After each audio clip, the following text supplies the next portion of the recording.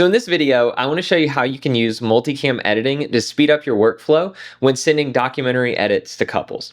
So you know that throughout a couple's wedding day, we often film their moments from multiple camera angles. We do it for first looks, for first dances, for toasts, ceremonies, and so many other moments throughout the day.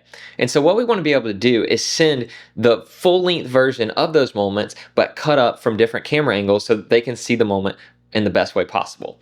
So here's how we do that within DaVinci Resolve. The first thing is we simply need to sync all the footage together. I've already done that in this case, but if you haven't, you simply bring all the footage in, right click, and auto align clips based on waveform or timecode. That's already done for Caroline and Jackson's first dance, so you can see that when I play it, we have the whole first dance filmed from one angle, but then if I hide that angle, you'll see that we have their first dance filmed from another angle. So here's how we turn that into a multicam clip. We simply highlight the video footage, we can ignore the audio for now, and we right clip. We come all the way to the top where it says new compound clip, and we click that, and then we name it whatever we want. Here I'm going to name it first dance. And that creates a new compound clip right here. You'll see that it shrinks to only one track on the timeline. From there, what we need to do is right click on this clip and say convert compound clip to multicam clip, and we can just use the source audio channels. Now, if we close this media pool tab and this inspector tab, you'll see that it should look something like this over here. If it doesn't look like that, you click on this button and come down to multicam. There's options over here where you can show how many layers you want to show. For now, we'll leave it on default. But now, as you play through this footage, you can select the best camera angle for each specific moment. So for example, if right here I wanted to cut to camera 2, all I have to do is click on it, and now it will be showing camera 2 in my editor. If I want to cut back to camera 1, I click right here, and it's doing the same thing.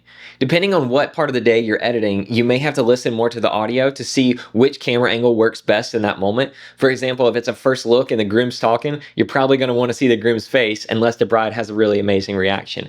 But what you do is you simply follow this process of clicking back and forth every couple seconds, depending on who has the best camera angle.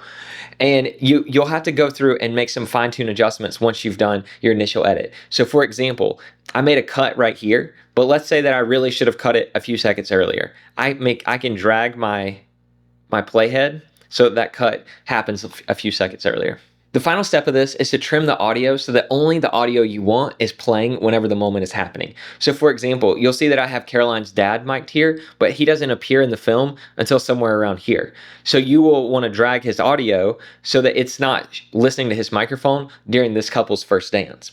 Of course, there's a few more steps to this, but basically you want to listen to all the tracks and make sure that what's playing is what needs to be playing.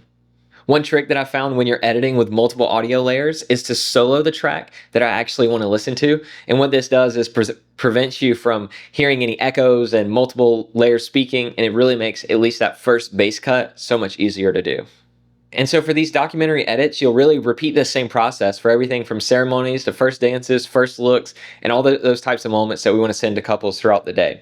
Of course, there's a little bit of different tweaks depending on what moment it is, but I think this basic process will take you so far.